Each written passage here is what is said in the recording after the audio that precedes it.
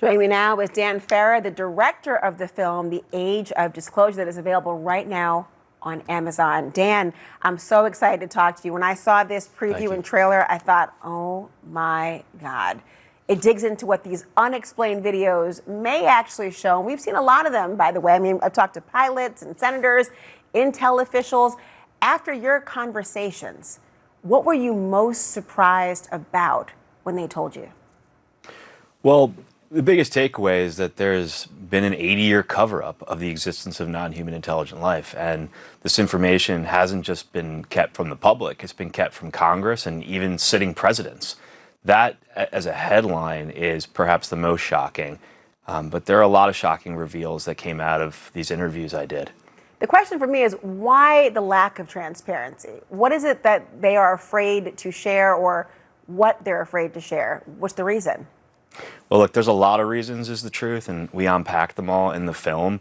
But one major reason is people who have become aware of the truth inside of government, the military, the intelligence community over the decades, frankly, didn't think the public could handle the truth. They thought it was too much, thought it was overwhelming, it would challenge people's beliefs, and generally speaking, that was a good reason to avoid telling the public for a long time. But I think we're at a place now where the public can handle the truth and deserves to know the truth. And everyone I interviewed feels the same.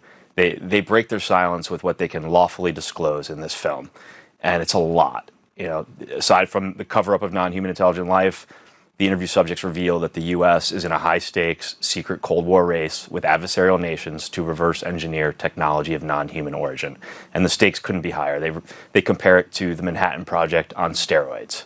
Do you have a sense that the government is hiding information or doesn't fully understand what they are seeing? So the people I interviewed in my film reveal that there is a deeply hidden UAP crash retrieval and reverse engineering program that involves elements of the military, the intelligence community, and major defense contractors. That program has been hidden from congressional oversight and even from the president. So there are certainly elements of the government that know the truth, but there are also elements of the government that are being kept in the dark.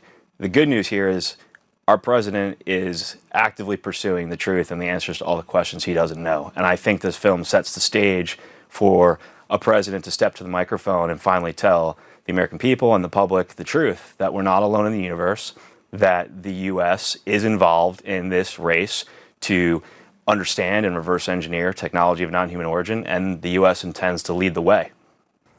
Do you have any concern? I mean, critics have said that even with high-ranking officials in your film, you've got Rubio, you've got Gillibrand, you've got national security figures, that they say that you're still relying on speculation and claims that are not proven. So how do you answer people who say that your documentary goes further than the evidence? I think this documentary is the most compelling evidence the public has ever seen. You know, it's 34 incredibly senior officials, military officials, government officials, intelligence officials, people we trust with the safety of our nation on a regular basis, them putting their name and reputation on the line to tell you what they know and what they can lawfully disclose, you know, at risk of, you know, their reputation being attacked, at risk of a lot. They put a lot on the line to do this and to tell the public what they can. And I think that's more impactful and means more than anything. We live at a time where if you put a 4K video of a UFO over a nuclear weapons base on your program this evening, half the country would think it's AI generated or some, you know, Hollywood visual effects. But our Secretary of State, sitting in a chair, going on the record, saying that this stuff's kept from the sitting president, that there is real UAP activity over our nuclear weapons sites. You can't unhear that, and you can't pretend it doesn't exist. You can't put your head in the sand. You can't say that that's an AI version of Marco Rubio saying that. Very compelling. Dan Farah, thank you. Thank you.